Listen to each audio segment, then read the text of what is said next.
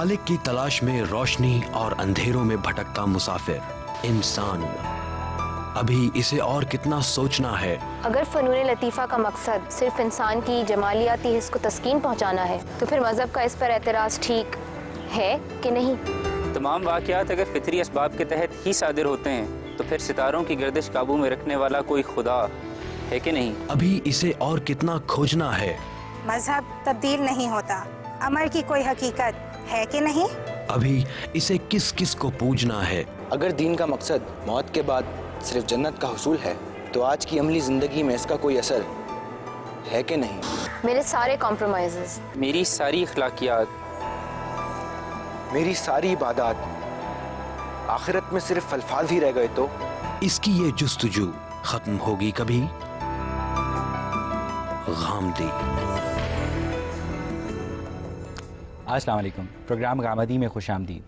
नाज़रीन, आज हमने जिस मौजू को अपने शुरका और मोहतरम जावेद अहमद गामदी की बाहमी गुफ्तगू के लिए मुंतखब किया है वो है तसव्वुर शैतान।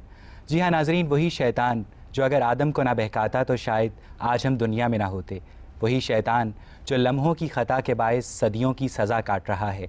वही शैतान जिसे इकबाल ने जमहूरियत का बानी करार दिया, जिसकी शख्सियत पे इख्वानुस्सुफ़ा और सर सैयद अहमद ख़ान ने तहफ़्फ़ुज़ात का इजहार किया और उसे सिर्फ बुराई की कशिश करार दिया। मंसूर हल्लाज और इब्ने अरबी शैतान को तौहीद का अलम बरदार क्यों समझते हैं? अगर हर गुनाह के लिए शैतान बहकाता है तो फिर शैतान को नाफरमानी के लिए किसने बहकाया? क्या हम अपने आमाल की ज़िम्मेदारी शैतान पे डाल सकते हैं? अगर शैतान आग से बना है तो क्या दोज़ख की आग उस पर असर करेगी? अगर तौबा का दरवाज़ा हमेशा खुला है तो क्या शैतान अब तौबा नहीं कर सकता? किस चीज़ ने उसे अपनी 1000 साला इबादत से दस्तबरदार होने पे मजबूर किया?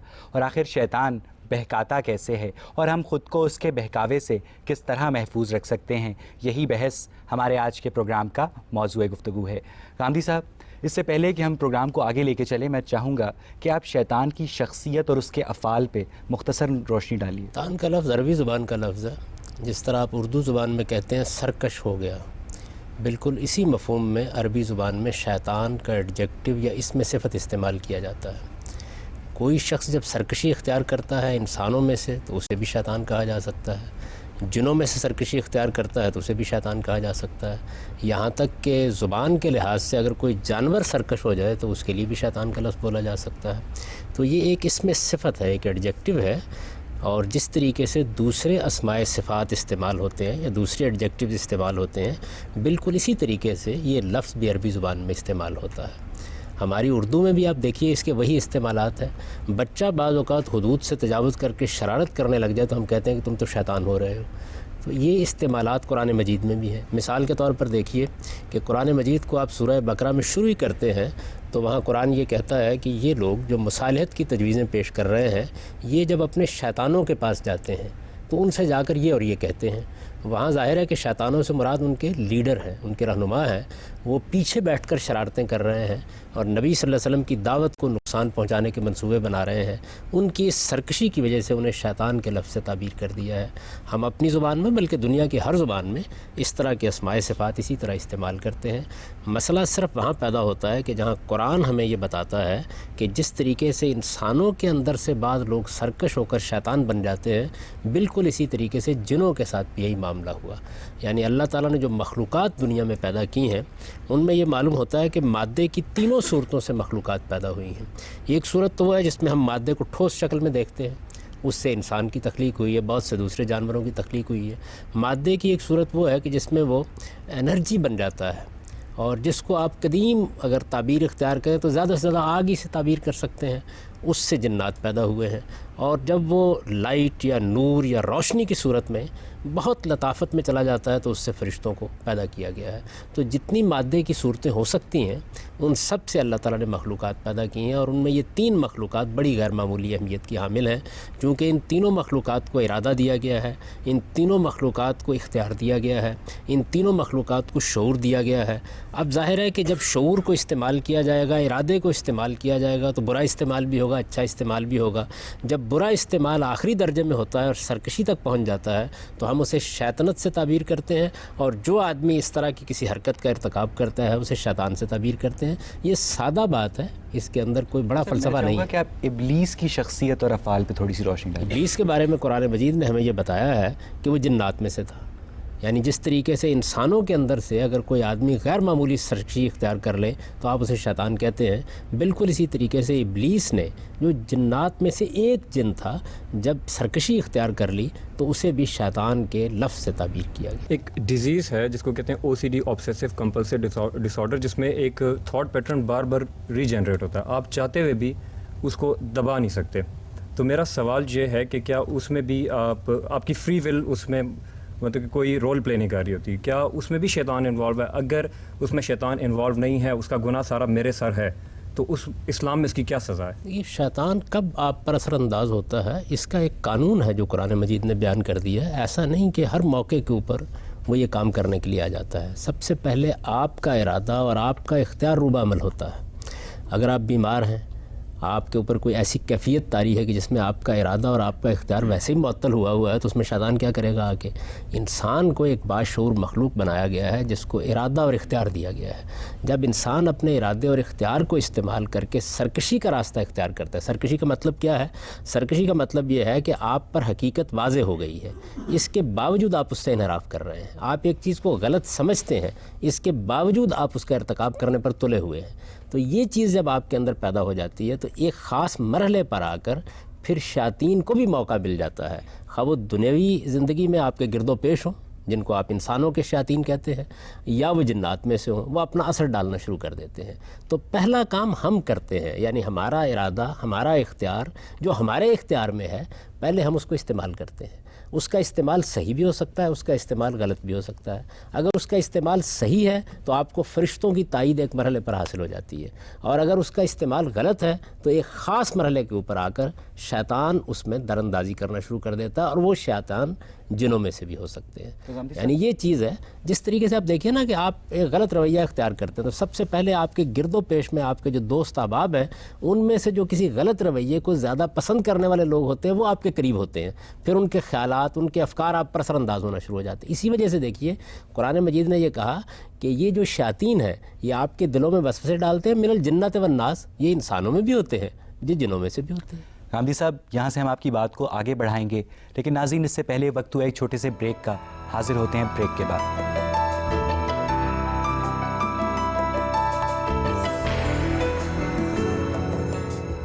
غامدی صاحب, کیا حضرت آدم کا ارادہ بھی کمزور پڑ گیا تھا جو شیطان انہیں بہکانے میں کامیاب ہو گیا؟ آدم ہی تھے, یعنی وہ کوئی الگ سے مخلوق تو نہیں تھے نا.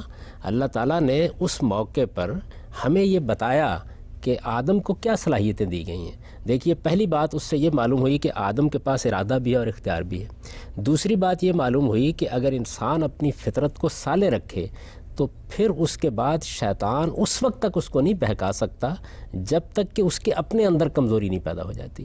وہ کمزوری کیسے پیدا ہوتی ہے؟ وہ بعض اوقات کسی اچھے پہلو سے بھی پیدا ہو جاتی ہے. مثلا قرآن مجید نے یہ بتایا ہے کہ شیطان نے بار بار جس چیز کی ترغیب دی سیدنا آدم علیہ السلام کو, وہ چیز اپنی ذات میں کوئی بری چیز نہیں تھی.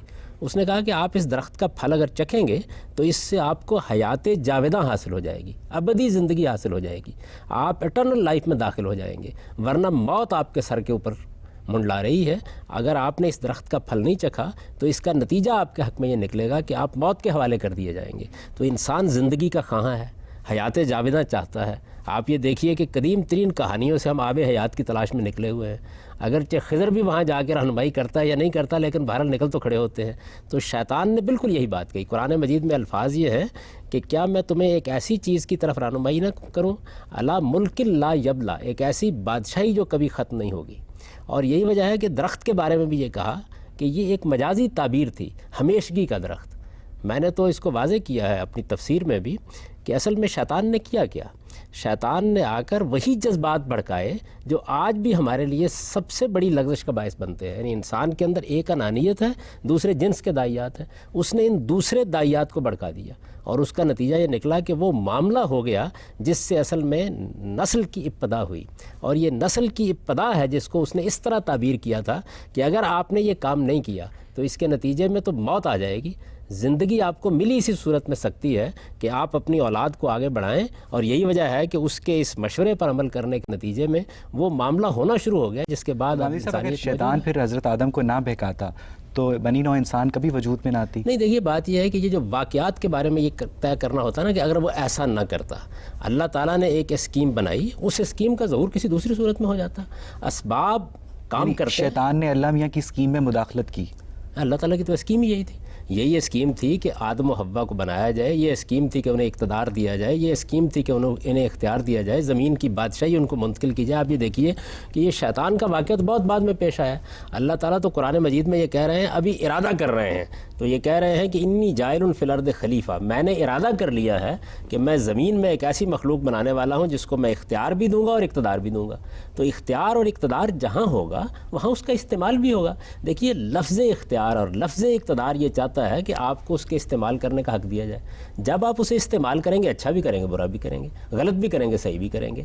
تو انہوں نے اپنے اختیار کو استعمال کیا, اور اس اختیار کو استعمال کوئی غلط معنی میں نہیں کیا. یعنی ایک ایسی چیز کی ان کو ترغیب دی گئی جو اپنی ذات میں بالکل جائز چیز تھی, اس میں کوئی ممانعت نہیں تھی. وقتی طور پر اس کو روک کر کچھ سبق دینا پیش نظر تھا, اور وہ سبق حاصل ہو گیا. یعنی معلوم ہو گیا کہ سرکشی اور انانیت نہ ہو تو غلطی کرنے کے بعد بھی انسان خدا کی طرف رجوع کرتا ہے, اور اگر انسان خدا کی طرف رجوع کرے تو وہ بڑی سے بڑی غلطی کو بھی معاف کر دیتا ہے, اور معاف ہی نہیں کرتا بلکہ برگزیدہ کر کے پیغمبری کے منصب پر فائز کر دیتا ہے. ٹھیک, آپ پوچھیے. اگر آپ یہ کہہ رہے ہیں کہ شیطان ایک فارم آف بیہیویئر ہے رادر دین پرسونیفائڈ فارم, تو پھر ابلیس کا نام دے کے اس کو ایک پرسونیفائی کر کے تو ہمیں ایک ایکسکیوز دے دیا گیا ہے کہ ہم ڈارک سائڈ آف ہیومینٹی کو بلیم کر دیں شیطان کے اوپر. تو ہماری جو ایک ہر انسان میں ایک بہت پازیٹیو اور ایک بہت نیگیٹو سائڈ ہوتی ہے. It's the balance that matters. تو اگر ہمارا بیلنس خراب ہو جائے اور ہم نیگیٹو سائڈ پر چلے جائیں تو it's just very easy to say کہ مجھے تو شیطان نے بہکایا تھا. پہلی بات تو یہ بھی ہے کہ میں نے یہ نہیں کہا کہ یہ ایک رویے کا نام ہے. میں نے یہ کہا ہے کہ جس وقت یہ رویہ کوئی شخص اختیار کرتا ہے تو پھر اس شخص کے لیے یہ ایڈجیکٹو یا اس میں صفت استعمال کیا جاتا ہے. یعنی شیطنت تو ایک رویے کا نام ہے, لیکن اس کو کوئی اختیار کرے گا نا. انسان اختیار کرے گا, جنات بھی اختیار کر سکتے ہیں, اس لیے کہ ان کے پاس بھی ارادہ اور اختیار ہے. پھر دوسری بات میں نے آپ کی خدمت میں یہ عرض کی ہے کہ اصل میں ابتدا ہم سے ہوتی ہے. یعنی کسی کو ہمارے اوپر اثر انداز ہونے کا حق نہیں دیا گیا جب تک ہم خود اس کے لیے موقع فراہم نہیں کر دیتے. ہمیں ارادہ اور اختیار دیا گیا ہے, ہم اس ارادے اور اختیار کو یا صحیح استعمال کرتے ہیں یا غلط استعمال کرتے ہیں. جب ہم اس کو غلط استعمال کرتے ہیں تو اس موقع کے اوپر پھر شیاطین جن کو بھی اور انسانوں کے اندر جو سرکش لوگ ہوتے ہیں ان کو بھی موقع مل جاتا ہے کہ وہ ہمیں ترغیب دیں. دیکھیے ایک آدمی کے اندر جرم کرنے کے داعیات پیدا ہوتے ہیں, پھر اس کے بعد کیا ہوتا ہے, کچھ لوگ جو گرد و پیش میں آپ ہی کی گرد و پیش میں موجود ہوتے ہیں ان کے اندر بھی وہ چیزیں موجود ہوتی ہیں, اس کے قریب ہونا شروع ہو جاتے ہیں. ایک ایسی صحبت وجود میں آتی ہے جس میں بعض اوقات وہ ڈاکے ڈالنے کا منصوبہ بنانا شروع کر دیتا ہے, چوری کرنے کا منصوبہ بنانا شروع کر دیتا ہے. اب یہ لوگ جو پہلے سے غلط راستہ اختیار کیے ہوئے تھے یہ کس شخص کا کردار ادا کر رہے ہوتے ہیں, شیطان کا کردار ادا کر رہے ہوتے ہیں. بالکل اسی طریقے سے جب وہ اپنے ارادے کو غلط استعمال کرتا ہے تو ایک موقع پر شیاطین جن بھی اس پر اثر انداز ہونا شروع ہو جاتے ہیں. پہلا انیشیٹو آپ لیتے ہیں, تحریک آپ کے اندر سے ہوتی ہے, فیصلہ آپ کرتے ہیں. انسان کا ارادہ و اختیار اتنی غیر معمولی قوت ہے کہ وہ نہ صرف یہ کہ تمام شیاطین پر اس کے ذریعے سے غلبہ پا سکتا ہے بلکہ اگر وہ ابتدا نہ کرے تو کوئی شیطان اس پر اثر انداز بھی نہیں ہو سکتا. تو اصل میں پہلے تو ہم جو کچھ کرنا کرتے ہیں اور کسی کو آپ نہیں ٹھہرا سکتے اس معاملے میں مجرم. قرآن مجید نے دیکھیے کتنی خوبصورتی سے اس کو بیان کیا. قرآن مجید یہ کہتا ہے کہ وَمَن یَعْشُ عَن ذِکْرِ الرَّحْمَٰنِ نُقَیِّضْ لَهُ شَیْطَانًا فَهُوَ لَهُ قَرِینٌ. جو آدمی خدا کی یاد سے پہلے اپنے آپ کو غافل کر لیتا ہے, پہلے انسان یہ کام کرتا ہے. خدا کی یاد سے غافل کرنے کا مطلب یہ ہے کہ وہ سرکش ہو گیا ہے, وہ اپنے آپ کو خدا کا بندہ نہیں سمجھتا, وہ نہیں سمجھتا کہ مجھے کسی کے سامنے جواب دہ ہونا ہے. اب جب وہ انسانوں کی جان مال آبرو کے خلاف اٹھ کھڑا ہوتا ہے تو اس کے بعد وہ مرحلہ آتا ہے کہ ہم پھر کسی نہ کسی شیطان کو اس کے اوپر مسلط کر دیتے ہیں اور وہ پھر اس کا ساتھی بن کر ہمیشہ اس کا ساتھ دینے کے لیے تیار ہو جاتا ہے. یہ شیطان انسانوں میں سے بھی ہوتے ہیں, یہ شیطان جنات میں سے بھی ہوتے ہیں. تو اصل میں یہ بعد کا مرحلہ ہے, یعنی پہلے ہم ایک غلطی کرتے ہیں اس کے بعد آ کر شیاطین ہم پر اثر انداز ہوتے ہیں. پہلے ہم غلط کام کے لیے باہر نکلتے ہیں, اس کے بعد بری صحبت ہم پر اثر انداز ہونا شروع ہو جاتی ہے. بالکل ایسے جیسے انسانوں سے آپ متاثر ہوتے ہیں اسی طرح آپ جنات سے بھی متاثر ہیں.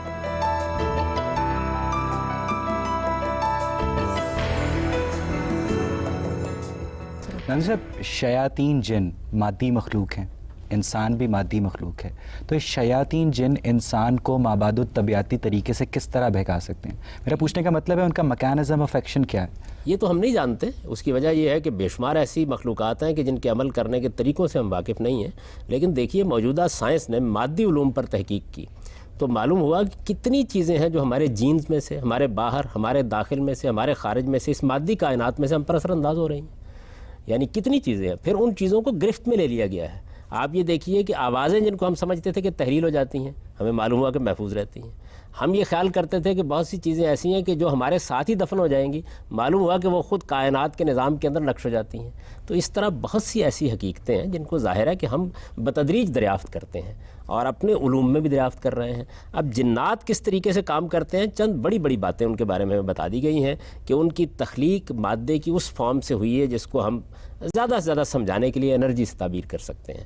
یہ بتا دیا گیا ہے کہ وہ چونکہ ایک ایسی مخلوق ہے کہ جس کو آپ دیکھ نہیں سکتے، تو اس وجہ سے وہ آپ کے اوپر اثر انداز ہوتی ہے تو آپ کے شعور پر جا کر اثر انداز ہو جاتی ہے. اثر انداز کس وقت ہوتی ہے؟ جب آپ اثر انداز ہونے کا موقع فراہم کرتے ہیں. یہ بالکل ایسے سمجھیے آپ جیسے عام طور پر آپ کو پیرا سائیکالوجی کے لوگوں نے یہ بتایا ہوگا کہ اگر کوئی آدمی کسی کو ہپنوٹائز کرنا چاہے تو یہ ممکن نہیں ہے جب تک معمول خود اپنے آپ کو پیش نہ کر دے. یعنی اگر آپ مزاحمت کرنا شروع کر دیں، آپ یہ مزاحمت کرنا شروع کر دیں کہ آپ کو ہپنوٹائز نہیں ہونا، تو کوئی بڑے سے بڑا آدمی بھی آپ کو نہیں کر سکتا. تو اصل میں آپ کا ارادہ ہے جسے پہلے آپ کمزور کرتے ہیں یا وہ کمزور ہو جاتا ہے. جب کمزور کر لیتے ہیں یا کمزور ہو جاتا ہے پھر سب کے اثر انداز ہونے کا موقع مل جاتا ہے. میں اگر یہ فیصلہ کر لوں کہ مجھے کوئی بری صحبت اختیار نہیں کرنی، کسی برے انسان کی ترغیب پر توجہ نہیں دینی، کان نہیں در رہے، کچھ بھی نہیں ہوگا. پہلے میرے اپنے اندر کمزوری پیدا ہوتی ہے، میں کچھ کشش برائی کی طرف محسوس کرتا ہوں، اس کے بعد اس برائی کے علمبردار جو سوسائٹی کے اندر موجود ہوتے ہیں وہ میرے قریب آنا شروع ہو جاتے ہیں. آپ نے اگر یہ دیکھنا ہو تو آپ اپنے سیاستدانوں کو دیکھ لیں، سب سے بہتر نمونے آپ کو وہاں ملیں گے. یعنی کس طریقے سے پہلے اقتدار کی ہوس پیدا ہوتی ہے، دولت کی ہوس پیدا ہوتی ہے، اس کے بعد قوم، ملک، اس کے مفادات پس پش ڈالنا شروع کر دیتے ہیں.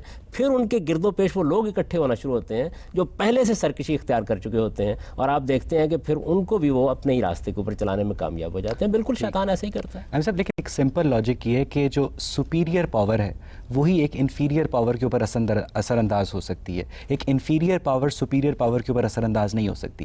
اب اگر انسان اشرف المخلوقات ہے، ساری مخلوقات میں سب سے سپیریئر ہے، تو ایک انفیریئر مخلوق اس پر کس طرح اثر انداز ہو سکتی ہے؟ دونوں چیزیں غلط فہمی پر مبنی ہیں. پہلی بات تو یہ ہے کہ اشرف المخلوقات کی تعبیر قرآن کی تو نہیں ہے. قرآن مجید تو یہ کہتا ہے کہ ہم نے بنی آدم کو فضلنا علی کثیر ممن خلقنا، اپنی بہت سی مخلوقات پر فضیلت دی ہے. یہ نہیں کہا کہ سب مخلوقات پر یعنی انسان اشرف المخلوقات نہیں ہے. یہ تو قرآن نے نہیں کہا، یہ کسی صحیح حدیث میں بھی نہیں ہے. یہ تو اصل میں ایک محاورہ ہے جو لوگوں نے اختیار کر لیا. ہر مخلوق اپنے آپ کو اشرف المخلوقات سمجھتی ہے. انسان کو اللہ نے بڑا اعزاز دیا ہے، بڑا شرف دیا ہے. یہ کہا ہے کہ وَلَقَدْ كَرَّمْنَا بنی آدم، ہم نے بنی آدم کو بڑی تکریم عطا کی ہے اور بڑا شعور دے کر اس کو بھیجا ہے. لیکن یہ نہیں کہا کہ تمام مخلوقات میں برتری دی ہے. یہ کہا ہے عَلَىٰ كَثِيرٍ مِّمَّنْ خَلَقْنَا. دیکھیے بات یہ ہے کہ ہمارا معاملہ یہ ہے کہ بہت سی باتیں ہمارے ہم متس کے طور پر مشہور ہو جاتی ہیں، بہت سی باتیں ہم اوہام کے طور پر مان رہے ہوتے ہیں، بہت سی چیزیں ہم کہانیوں میں سن رہے ہوتے ہیں. ہم کبھی خدا کی کتاب کو کھول کر نہیں دیکھتے کہ وہ کسی حقیقت کو کیسے بیان کرتی ہے.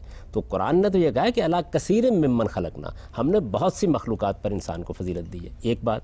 دوسری بات یہ ہے کہ یہ بات ہی درست نہیں ہے کہ ایک برتر مخلوق کی صرف اثر انداز ہوگی. دیکھیے بات یہ ہے کہ تمام حیوانات کتنے کمتر ہیں، اس کے باوجود ہم پر اثر انداز ہو جاتے ہیں. بعض اوقات ہمیں مار تک ڈالتے ہیں، بعض اوقات ہم ان کے معاملے میں بالکل بے بس ہو جاتے ہیں. اگر کبھی تجربہ کرنا ہو تو ایک طرف انسان کی برتری دیکھیے کہ وہ شیر کو پنجرے میں قید کر لیتا ہے، دوسری طرف اس کی بے بسی دیکھیے کہ اگر جنگل میں کہیں سابقہ پیش آ جائے، کہیں جنگل میں سابقہ پیش آ جائے تو دیکھ لیجئے کس حالت کو پہنچ جاتا ہے. لیکن ابھی صاحب ہم جن کو پنجرے میں قید نہیں کر سکتے، ہم جانور کو تو کر لیں گے، جن کو کیسے کریں گے؟ میں آپ سے گزارش کر رہا ہوں، دیکھیے بات یہ ہے کہ کر سکتے ہیں یا نہیں کر سکتے، اس معاملے میں لوگ اپنے تجربات مختلف بیان کرتے ہیں. اور ایک وقت آپ نے دیکھا قرآن نے بھی یہ بیان کیا کہ اللہ تعالیٰ نے انہی جنات کو جن کو آپ برتر مخلوق کہہ رہے ہیں ان کو سیدنا سلیمان کی گرفت میں دے دیا تھا. وہ ان کے لیے کام کرتے تھے. یعنی قرآن مجید نے اس کی پوری تفصیل بیان کی ہے. پھر وہ واقعہ بیان کیا جس کے بعد جنات کو یہ معلوم ہوا کہ ان کے علم کے بھی حدود ہیں. وہ اتنا غیب کا علم نہیں رکھتا، اس لیے کہ سید سلیمان کی موت کے بارے میں وہ پہلے سے نہیں جان سکے کیا صورتحال ہوئی اور کیا نہیں ہوئی. تو یہ سارے معاملات پیش آتے رہتے ہیں. مختلف مخلوقات ایک دوسرے سے کام لیتی رہتی ہیں، ان کے کام آتی بھی رہتی ہیں. مثال کے طور پر دیکھیے نا کہ جنگ بدر کے بارے میں قرآن یہ بیان کرتا ہے کہ اس میں انسان لڑنے کے لیے اترے لیکن ان کی مدد کے لیے ہم نے فرشتے ان کی پشت پر کھڑے کر دیے. تو وہاں دیکھیے کہ ایک بڑی برتر مخلوق جو فرشتے ہیں جو جنات سے بھی زیادہ برتر ہے اپنی خلقت کے لحاظ سے، وہ انسان کی مدد، تائید اور اس کی رہنمائی کے لیے. لیکن غالب صاحب اگر جنگ بدر میں فرشتے کھڑے کر دیے تو پھر جنگ احد میں کیوں نہیں کیے؟ یہ بات یہ ہے کہ اللہ تعالیٰ کا ایک قانون ہے مدد کرنے کا. وہ مدد کرنے کا قانون یہ ہے کہ جب آپ کسی اللہ تعالیٰ کے کام کے لیے میدان میں اترتے ہیں تو آپ کو کوئی غلطی نہیں کرنی. اگر آپ نے صبر اور ثبات سے کام لیا ہے تو مدد ملے گی، اگر ایسا نہیں ہے تو نہیں ملے گی. وہاں مسلمانوں نے غلطی کی، اس کی سزا دینی ضروری تھی، اس لیے کہ ان کا تزکیہ مقصود تھا، ان کو الگ کرنا مقصود تھا، اور یہ بتانا مقصود تھا کہ وہ بھی اپنے آپ کو پاکیزہ بنانے کے لیے اپنی غلطیوں پر توجہ کریں. تو اللہ کے قانون کو سمجھنا چاہیے. یہ بالکل ایسے ہی ہے کہ آپ دیکھیے کہ آپ حفظان صحت کے اصولوں کی اگر پابندی نہیں کرتے ہیں تو اس کے بعد شفا بھی اللہ دیتا ہے، زندگی بھی اللہ دیتا ہے، موت بھی اللہ دیتا ہے، لیکن جو آپ نے خلاف ورزی کیا اس کی سزا بھی پھر اس کے قانون کے مطابق آپ کو مل جاتی ہے. تو یہی معاملہ اس وقت ہوا جنگ احد میں. تو آپ جانتے ہیں کہ رسالت میں آپ صلی اللہ علیہ وسلم نے جو ایک جنگی تدبیر بتائی تھی، مسلمانوں کے ایک حصے نے اس کی خلاف ورزی کی. جب خلاف ورزی کی تو اللہ تعالیٰ اس پر تبصرہ کرتے ہیں سورہ آل عمران میں، اور یہ کہتے ہیں کہ یہ مقصد تھا تاکہ معلوم ہو جائے کہ تم میں سے کون پیغمبر کے ساتھ کھڑا ہے حقیقی معنی میں اور کون نہیں کھڑا ہے. تو چونکہ دنیا آزمائش اور امتحان کے اصول پر بنی ہے، اس وجہ سے یہاں یہ تو نہیں ہو سکتا کہ ایک ہی معاملہ کیا جائے. انسان جو رویہ اختیار کریں گے اس کے لحاظ سے ان کے ساتھ معاملہ کیا جائے. ٹھیک، آپ پوچھیں. شیطان کس طرح کی چیزوں کے میں ملوث ہوتا ہے؟ دیکھیے بات یہ ہے کہ جس وقت آپ ایک غلط ارادہ کر لیتے ہیں، آپ نے فیصلہ کر لیا کہ آپ ایک غلط کام کریں گے، آپ نے اپنے ارادے اور شعور سے یہ فیصلہ کیا، آپ چل پڑے اس مقصد کے لیے. اب شیطان کو موقع ملتا ہے، آپ معمول بن چکے ہیں اس کے. اب جس وقت آپ اپنے آپ کو ایک معمول کی حیثیت سے پیش کر دیتے ہیں، یہ آپ کا ارادہ ہے، اس کے بعد وہ اثر انداز ہونا شروع ہو جاتا ہے. تو جب آپ اپنے آپ کو کسی برائی کے حوالے کر دیتے ہیں، اس کے بعد پھر شیاطین جن بھی اثر انداز ہوتے ہیں اور شیاطین انس بھی اثر انداز ہوتے ہیں. آپ کے گھر میں جو ٹیلی ویژن رکھا ہوا ہے وہ اپنے اندر ریسیو کرنے کی صلاحیت رکھتا ہے، تبھی یہ ممکن ہوتا ہے کہ جو کچھ ٹیلی ویژن اسٹیشن میں ہو رہا ہے وہ اپنے گھر میں آپ دیکھ سکیں. اس کے بغیر ممکن نہیں ہوتا. تو انسان بھی جس وقت کسی سگنل کو ریسیو کرنے کے اپنے آپ کو قابل بنا لیتا ہے اور وہ اپنے ارادے اور اختیار سے بناتا ہے، پھر انسانوں کا سگنل بھی اس تک پہنچتا ہے اور جنات کا بھی اس تک پہنچتا ہے اور فرشتوں کا بھی پہنچتا ہے. غامدی صاحب، یہاں سے ہم آپ کی بات کو آگے بڑھائیں گے، لیکن ناظرین اس سے پہلے وقت ہوا ایک چھوٹے سے بریک کا. حاضر ہوتے ہیں بریک کے بعد.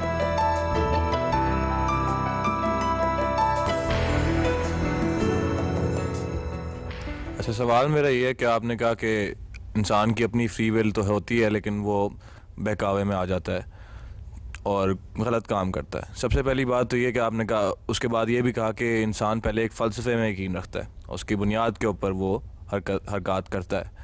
تو سب سے پہلی بات تو یہ ہے کہ غلط اور صحیح میں فرق کیا ہے، یہ کس طرح ڈیفائن کرتے ہیں. دوسری بات یہ ہے کہ اگر کوئی انسان فرض کریں کہ ایک مزدور ہے جو سارا دن کام کرتا ہے اور ساری زندگی محنت کرتا ہے، لیکن اب اس کے گھر میں آٹا نہیں ہے، اس کے پاس اس کے بچے جو ہیں 6 دن سے بھوکے بیٹھے ہوئے ہیں، اور جب ان کی وہ حالات دیکھ کے وہ کسی آٹے کی فیکٹری میں ڈاکہ ڈالتا ہے تو کیا اس کے اوپر شیطان نے ایکٹ کیا ہے؟ اسی طرح صحیح اور غلط میں فرق کہاں سے بیان ہوتا ہے، اس کے لیے آپ کو ایک ڈومیننٹ آئیڈیالوجی چاہیے ہوتی ہے.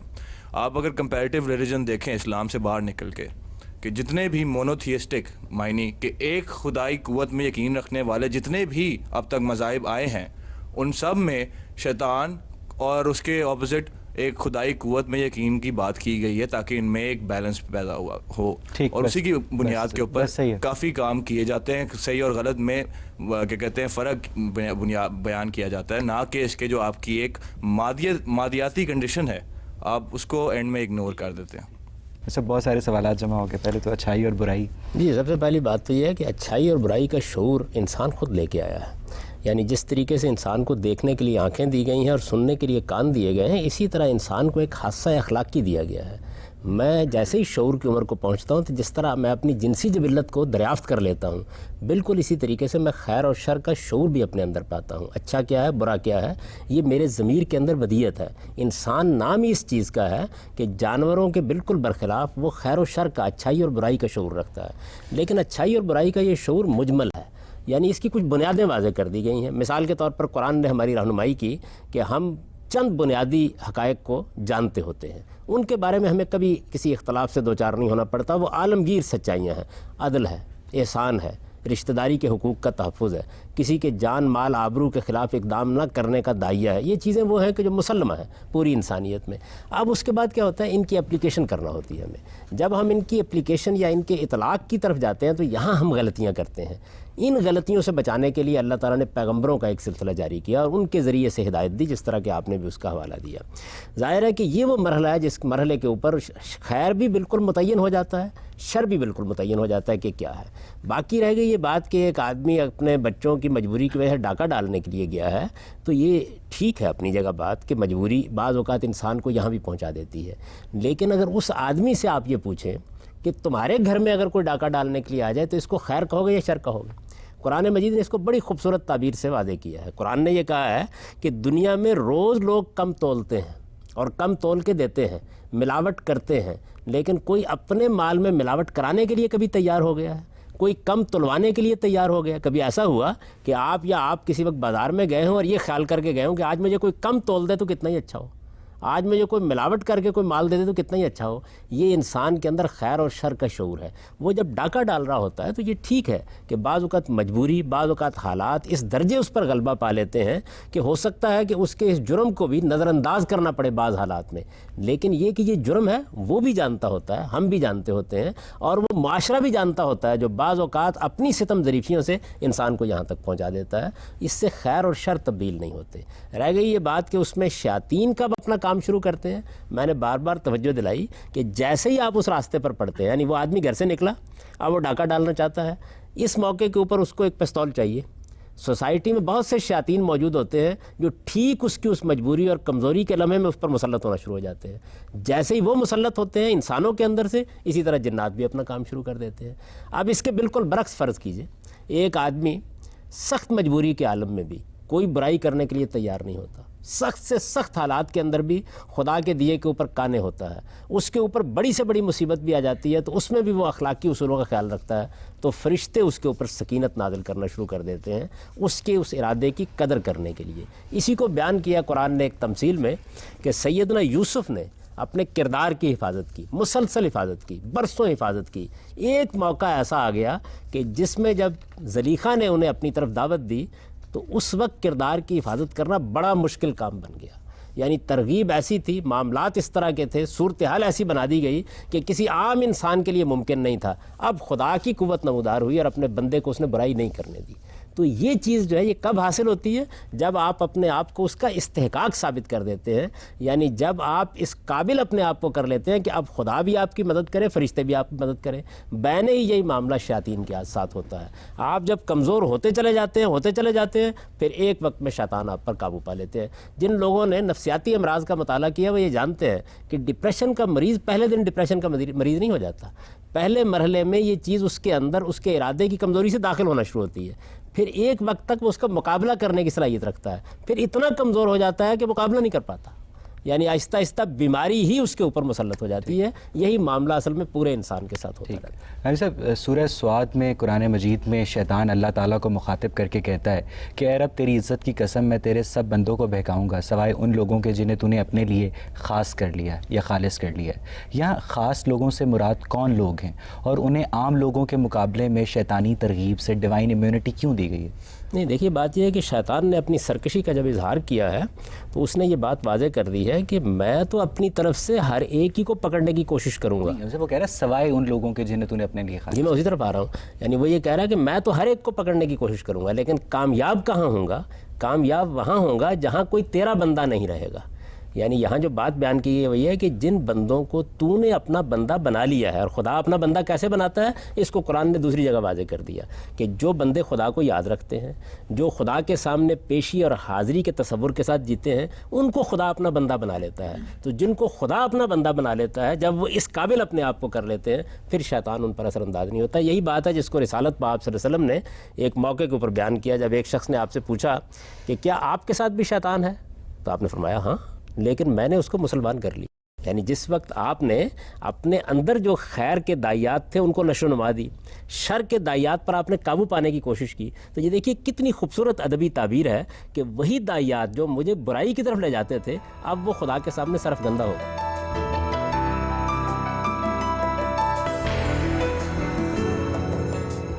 شیطان کا تصور ہے یہ شر سے وابستہ ہے، اور شر کا کوئی بھی مذہبی فلسفہ 3 بنیادی نقطوں کو، پوسٹولیٹس کو تسلیم کرتا ہے کہ خدا قادر مطلق ہے، خدا کامل خیر ہے، اور شر موجود ہے.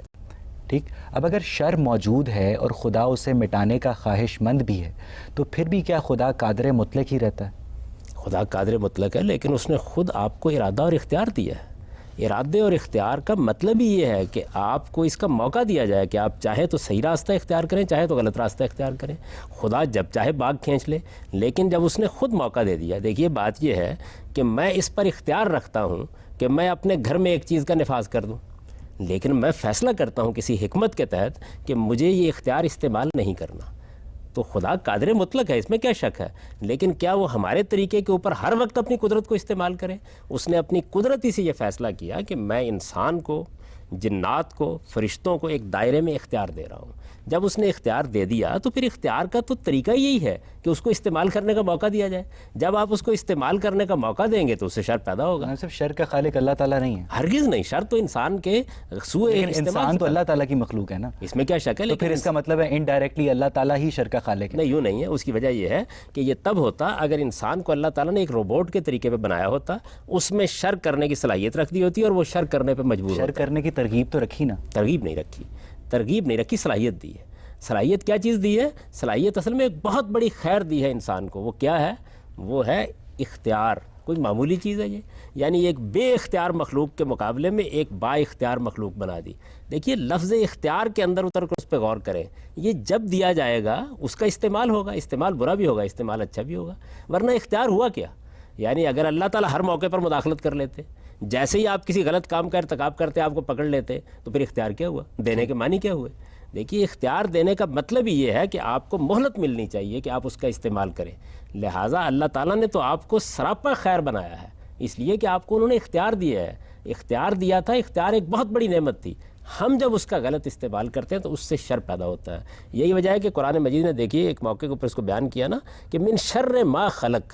یعنی یہ نہیں کہا کہ خدا شر کو پیدا کرتا ہے، یہ کہا کہ خدا نے جو مخلوقات پیدا کی ہیں ان سے شر وجود میں آ جاتا ہے، اس لیے کہ ان کو اس نے اختیار دیا ہوتا ہے، وہ اختیار کا غلط استعمال کر دیتی ہیں. اب یا تو آپ اختیار چھین لیں، ایک ہی صورت ہو سکتی ہے. اختیار دیں گے تو پھر آپ کو شر کے وجود کو ایک محدود مدت تک گوارا کرنا پڑے. ایسا قرآن مجید میں آتا ہے کہ قابیل نے حابیل کو قتل کیا شیطان کے بہکاوے میں آ کے، نہیں نفس کے بہکاوے میں. تو اس شیطان کے بہکاوے میں اور نفس کے بہکاوے میں فرق ہے؟ نفس کے بہکاوے سے بات شروع ہوتی ہے، شیطان اس کے بعد اثر انداز ہونا شروع ہوتے ہیں، خواہ وہ جنات میں سے ہوں خواہ انسانوں میں سے ہوں. سب سے پہلے تو آپ اندر سے یہ فیصلہ کرتے ہیں. اس واقعی کو اگر آپ پڑھیں، بائبل میں بھی پڑھیں، قرآن میں بھی پڑھیں، دیکھیے کیسے پیش آیا ہے. انسان کے اندر انانیت ہے، یعنی 2 چیزیں انسان کے اندر موجود ہیں، ایک اپنی انا کا احساس، دوسرے جنس کی جبلت. اب وہاں ہوا کیا ہے؟ اس نے آ کے خدا کے حضور میں قربانی پیش کی ہے، اس کی قربانی قبول نہیں کی گئی، اس سے اس کی انا پر چوٹ پڑی ہے. اب بجائے اس کے کہ وہ اس پر غور کرتا کہ قربانی کیوں قبول نہیں کی گئی، اللہ تعالیٰ مجھ سے کیوں ناراض ہے، میرے اندر کیا خرابی ہے، جس کی قربانی قبول کی گئی اس کے معاملے میں وہ حسد میں مبتلا ہوا اور اس نے اس کو قتل کر دیا، اپنے ہی بھائی کو. تو یہ جو اس نے کیا ہے اس میں شیطان تو بعد میں داخل ہوگا. وہ حسد تو عورت کی وجہ سے تھا. یہ بھی ایک واقعہ بیان کیا جاتا ہے، لیکن قرآن مجید تو اس کو بالکل دوسرے طریقے سے بیان کرتا ہے. وہ یہ کہتا ہے کہ دونوں نے قربانی پیش کی، دونوں کی قربانی اللہ کے حضور میں جب پیش ہوئی تو اللہ نے ایک کی قربانی کو قبول کر لیا، کیونکہ اس زمانے میں اللہ کا طریقہ یہ تھا کہ قربانی کی قبولیت یا عبادت کی قبولیت بتا دی جاتی تھی. تو جیسے یہ بتایا گیا تو فوراً بعد وہ اشتعال میں آ گیا، اور اشتعال میں آ کے ایک دن اس نے منصوبہ بندی کر کے اپنے بھائی کو قتل کر دیا. یہ عورت کا قصہ جو ہے یہ کہانیوں میں ہے، قرآن مجید نے اس کو بیان نہیں کیا. ٹھیک، آپ پوچھیے. سر میرے خیال سے سر اس کے ایک کازیشن جو ہے، اس سے جو پیچھے کیوس ہے، میں نہیں سمجھتا کہ سر میں جو کام کر رہا ہوتا ہوں ڈیلیبریٹلی برا کام میں خود کر رہا ہوتا ہوں. میں نے کبھی فیل نہیں کیا اس کو سر، شیطان یہ جو بیٹا ہے میں سر. تو اس حوالے سے آپ کیا کہہ سکتے ہیں؟ یہ بات یہ کہ ابتدا تو آپ ہی کرتے ہیں نا. فلسفیانہ لحاظ سے اگر آپ دیکھیں تو ابتدا تو انسان ہی کرتا ہے، لیکن آپ نے کبھی نہیں دیکھا، آپ نے بارہا دیکھا ہوگا کہ آپ نے غلط کام کرنے کا ارادہ کیا، آپ کے دوستوں میں، آپ کے احباب میں بہت سے آپ پر اثر انداز ہونے شروع ہو گئے. میں تو بار بار توجہ دلا رہا ہوں کہ آپ شیطان کو جناتی میں کیوں تلاش کر رہے ہیں، وہ انسانوں میں بھی ہوتے ہیں. یعنی وہ جو خارج کی قوتیں آپ پر اثر انداز ہوتی ہیں، کیا آپ پر کبھی اثر انداز نہیں ہوئی؟ ہم سب پر اثر انداز ہوتی ہیں. پہلا ارادہ ہم کرتے ہیں، جب ہم ارادہ کر لیتے ہیں تو ہمارے گرد و پیش میں انسان پائے جاتے ہیں. یہ دیکھیے انہی انسانوں کے اندر سے بہت سے لوگ ہیں جن کی صحبت ہمیں بالکل غلط راستے پر لے جاتی ہے. تو یہ کیسے آپ فلسفیانہ طور پر کہتے ہیں یہ تجربے اور مشاہدے کے خلاف ہے؟ ابتدا آپ کرتے ہیں، یعنی یہ نہیں ہو سکتا کہ کوئی آدمی آپ کی ابتدا کے بغیر، آپ کے انیشیٹو کے بغیر، آپ کے ارادے کے بغیر آپ کو کسی غلط سمت میں لے جائے. لیکن کتنے دوست ہیں، کتنے احباب ہیں. ابھی میں نے آپ کو مثال دی کہ آپ دیکھیے کہ ایک سیاستدان کے گرد جو خوشامدی جمع ہو جاتے ہیں بعض وقت قوموں کو تباہ کروا ڈالتے ہیں اس کے نتیجے میں، لیکن وہ پہلے اپنے آپ کو خود غلط راستے پر ڈالتا ہے. مذہب کو چھوڑ دیجیے آپ، یہ تو عام مشاہدے اور تجربے کی بات ہے کہ انسان بڑا کمزور واقع ہوا ہے. جب وہ اپنے ارادے کو کمزور کر لیتا ہے تو بعض اوقات اس کے دوست اس پر اثر انداز ہوتے ہیں، احباب اثر. اس وقت دیکھیے آپ اپنی نئی نسلوں کا مطالعہ کر کے دیکھیں، ان کے اوپر کیا صرف ان کا باطن اثر انداز ہوتا ہے؟ ان پر ٹیلی ویژن اثر انداز ہو رہا ہے، ان پر ریڈیو اثر انداز ہو رہا ہے، ان پر مواصلات کے ذرائع اثر انداز ہو رہے ہیں، ان کے اوپر بیرونی تہذیب اثر انداز ہو رہی ہے. ہر چیز، میں کسی اچھے اور برے کی پہلو کی بات نہیں کر رہا، اثر انداز ہو رہے ہیں. کہ آپ کا خیال یہ ہے کہ جو میڈیا آپ کے بیڈ روم میں پہنچ گیا ہے وہ اثر انداز نہیں ہو رہا؟ تو اس وجہ سے یہ بات کہ انسان اپنے اندر سے خرابی کی ابتدا کرتا ہے یہ تو بالکل ٹھیک ہے. اس کے بعد کچھ قدم چلتا بھی خود ہے، یہ بھی بالکل ٹھیک ہے، لیکن پھر باہر کی محرکات اور چیزیں بھی فوری طور پر اثر انداز ہونا شروع ہوتی ہیں. جو کاز ہم خود پیدا کر رہے ہیں سر، اس کے ایفیکٹس ہمارے کازز کی وجہ سے. جی ظاہر بات، میں نے تو بار بار اسی طرح توجہ دلائی. کس طرح وہ نتھی کر سکتے ہیں سر؟ یہ بات ہے، آپ کیوں نتھی کریں؟ اپنے آپ ہی کو مجرم ٹھہرانا چاہیے. یہ تو ہم مطالعہ کر رہے ہیں اس بات کا کہ جس وقت میں نے اپنے آپ کو غلط کر لیا، غلط راستے پر ڈال لیا، اس کے بعد وہ کیا چیزیں جو باہر سے اثر انداز ہوں گی. پھر یہ باہر سے جو چیزیں اثر انداز ہوتی ہیں یہ بھی زیادہ سے زیادہ کیا کرتی ہیں؟ یہ آپ کا ہاتھ پکڑ کر آپ کو غلط راستے پر نہیں لے جاتی، یہ زیادہ سے زیادہ آپ کے دل میں وسوسہ ڈالتی ہیں. یعنی ایک برا دوست کیا کرے گا؟ آپ کو ترغیب دے گا نا، بات کرے گا، دلائل دے گا، قبول تو آپ نے کرنا ہوتا ہے. تو آخر تک انسان ہی کر رہا ہوتا ہے جو کچھ اس نے کرنا ہے، لیکن یہ بات کہ اثر انداز ہوتی ہیں دوسری چیزیں. یعنی میری بات کا یہ مطلب نہیں ہے کہ آپ شیطان پر یا کسی دوست پر ذمہ داری ڈال کے فارغ ہو جائیں. نہیں، ارادہ تو آپ نے کیا، اپنے اختیار کو استعمال کیا، لیکن گرد و پیش کے اندر سے جو چیزیں مؤثر ہو رہی ہیں ان کا آپ کیسے انکار کر سکتے ہیں؟ تو ظاہری بات ہے سر، جو کنسیکوینسز نکل رہے ہیں سر، اس کے تحت ہم نے اپنے سیکوینسز تو مرتب کرنے ہیں سر. جو نتائج نکل رہے ہیں وہ تو آپ اس کے ذمہ دار ہیں، اس لیے کہ ابتدا آپ نے کی اور مسلسل اپنے ارادے کو غلط بھی آپ نے استعمال کیا. ترغیب دوسرے نے دی، آپ نے اس کو قبول کیا. دیکھیے بات یہ ہے کہ اگر کوئی آدمی قاتل ہو جائے، عدالت میں پیش ہو، قتل ثابت ہو جائے، اس کے بعد وہ یہ کہے جی بات یہ ہے کہ میں نے قتل کرنے کا ارادہ تو کر لیا تھا لیکن بہت سے دوست مجھے مل گئے جنہوں نے مجھے ترغیب دے قتل کروا دیا، آپ اسے معاف کر دیں گے؟ اس لیے معاف نہیں کریں گے کہ اس میں کوئی شک نہیں کہ ترغیب دی گئی، ترغیب دینے کا انکار نہیں کیا جا سکتا، لیکن انسان کو اتنا زیادہ ارادہ اور کنٹرول دیا گیا ہے کہ وہ اگر اپنی صحیح تربیت کرتا تو کبھی اس ترغیب کو قبول نہ کرتا. لیکن ہر بندے کی ول پاور یونیفارم تو نہیں ہوتی نا. اتنی ضرور ہوتی ہے کہ وہ اس طرح کی ترغیبات کا مقابلہ کر سکے، لیکن جس طرح آپ باقی ساری صلاحیتوں کو پالش کرتے ہیں نا، مثال کے طور پر ایک آدمی مصور پیدا کیا گیا، ایک آدمی شاعر پیدا کیا گیا، صلاحیت تو اللہ نے دے دی، لیکن صلاحیت کو پالش کرنا، اس کو نشو و نما دینا، یہ تو انسان کا کام ہے. ارادے کا معاملہ بھی یہی ہے، ارادہ ایک صلاحیت ہے جو آپ کے اندر دی گئی ہے، اس ارادے کو مضبوط بنانا، محکم کرنا، یہ آپ کا کام ہے. غریب آدمی اور امیر آدمی کی ول پاور سیم ہوتی ہے؟ بعض اوقات غریب آدمی کی زیادہ ہوتی ہے.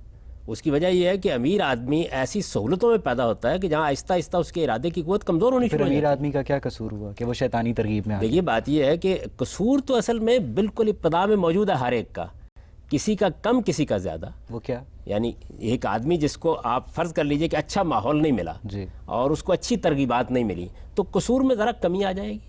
اس کے لحاظ سے اللہ بھی معاملہ کرتا ہے، انسان بھی معاملہ کرتے ہیں، لیکن جو بنیادی ارادہ ہے وہ آپ ہی کا ہے. یعنی وہ امیر آدمی بھی کہ جس کے ارادے پر بے شمار چیزیں اثر انداز ہو گئی ہیں، وہ غریب آدمی جس کے ارادے پر بے شمار چیزیں اثر انداز ہو گئی ہیں، اثر انداز ہوئی ہیں. اگر وہ ان کو اثر انداز نہ ہونے دیتا تو اس کے اندر اتنی قوت، اتنی صلاحیت موجود تھی. لیکن جیسے کہ ایک صاحب نے یہاں سوال کیا تھا، اگر وہ اس درجے میں کمزور ہو چکا ہے کہ جس کو آپ کہتے ہیں کہ آپ اس کے اندر ایک بیماری کسی کیفیت ہے، مریض ہو چکا ہے، تو آپ دنیا میں بھی معاف کرتے ہیں. آپ دیکھیے عدالت بھی اس وقت کہتی ہے کہ نفسیاتی مریض ہے تو اس کے معاملے میں اب سختی سے کام نہیں لیا جائے. یہی معاملہ خدا بھی کرتا ہے. ناظرین، اقبال کی بال جبریل میں ابلیس حضرت جبرائیل کو مخاطب کر کے کہتا ہے کہ دیکھتا ہے تو فقط ساحل سے رزم خیر و شر، کون طوفان کے تمانچے کھا رہا ہے میں کہ تو، گر کبھی خلوت میسر ہو تو پوچھ اللہ سے، قصہ آدم کو رنگین کر گیا کس کا لہو، میں کھٹکتا ہوں دل یزداں میں کانٹے کی طرح، تو فقط اللہ ہو اللہ ہو اللہ ہو. ناظرین، اب انسان کو فرشتوں پر اسی لیے برتری حاصل ہے کہ فرشتے تو برائی کر ہی نہیں سکتے، جبکہ انسان کو اچھائی اور برائی میں سے اپنا راستہ منتخب کرنے کی آزادی حاصل ہے، اور راستے کا درست انتخاب ہی انسانوں کا اصل امتحان ہے۔ اگلے پروگرام میں ہم تصور شیطان سے متعلق اپنی اس گفتگو کو مزید آگے بڑھائیں گے۔ تب تک کے لیے اپنے میزبان اویس اقبال اور پروگرام غامدی کی پوری ٹیم کو اجازت دیجیے۔ خدا حافظ۔